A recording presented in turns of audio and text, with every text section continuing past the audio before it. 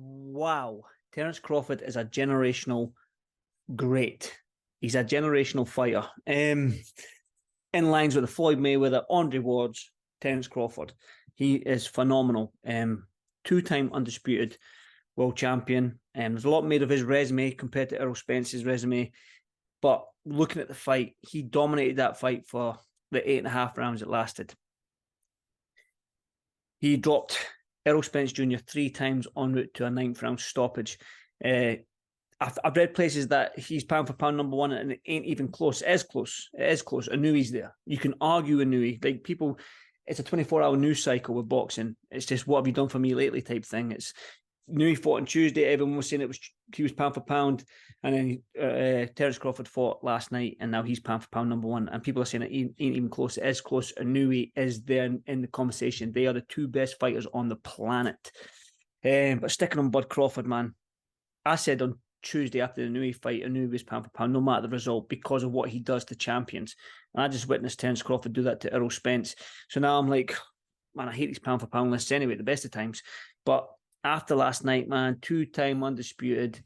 Gosh, man. I think he's had 11 fights at welterweight, 12 fights at welterweight, and he stopped every single person. And the fact that the fight wasn't even close with Errol Spence, it wasn't even close.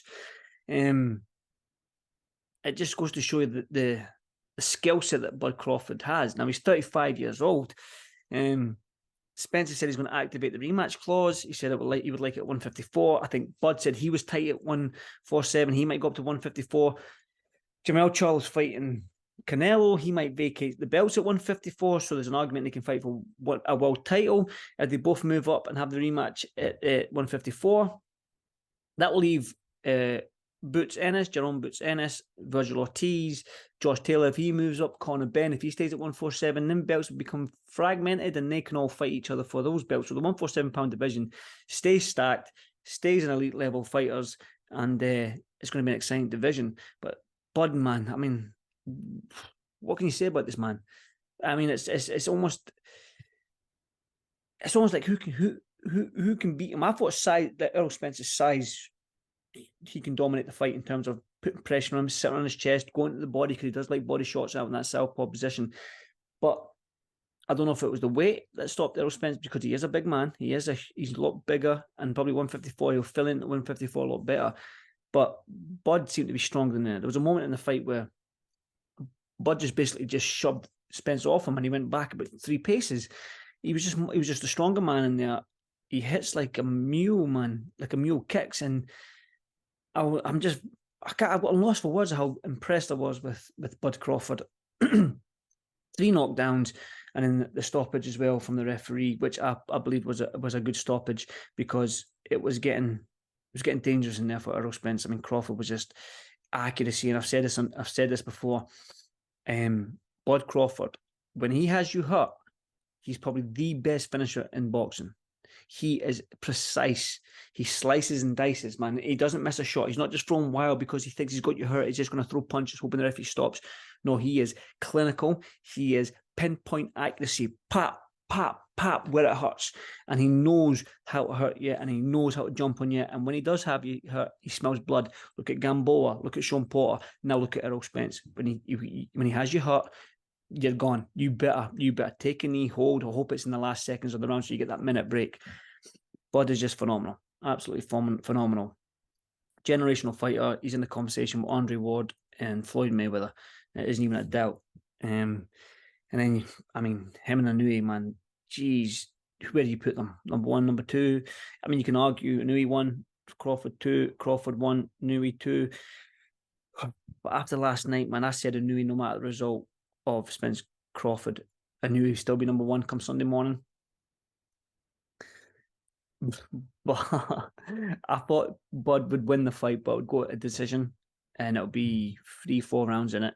I didn't think he would do that. I did not think he would do that. I don't think many people, I know people picked the stoppage, but I don't think they thought it'd be as dominant as it was last night. And pound for pound lists are stupid anyway, man. I'm just lost for words of how good Bud Crawford is. And I mean, if he stays at 147, Boots Ennis is there. Is this the young gun against the old dog, the young lion against the old dog? I don't know, but I suspect Terence Crawford will vacate, move up to 154, rematch Spence at 154. I mean, the money's there. That's where the money is. Wow, the fight that we needed, the fight that boxing needed, and it delivered.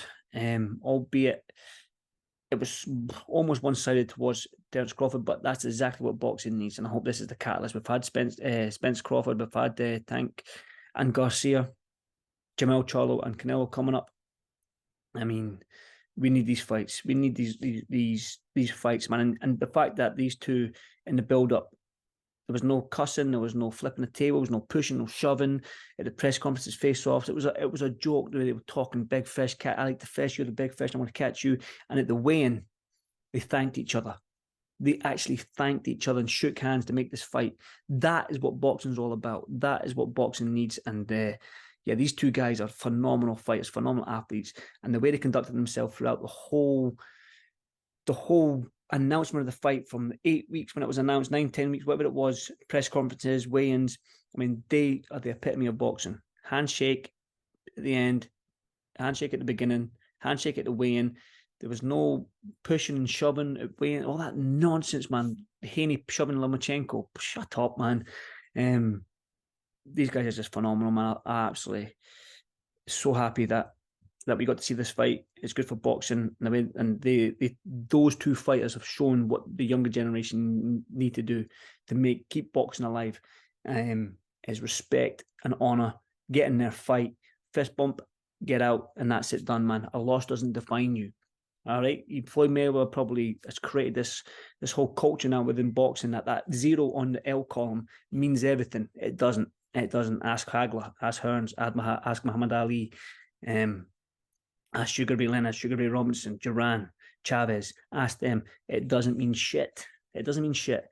But wow, I'll close this off. Pound for pound number one. Is Terence Crawford pound for pound number one?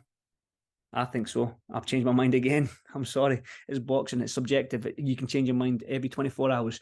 Yeah. Listen, let me know. Crawford, pound for pound number one,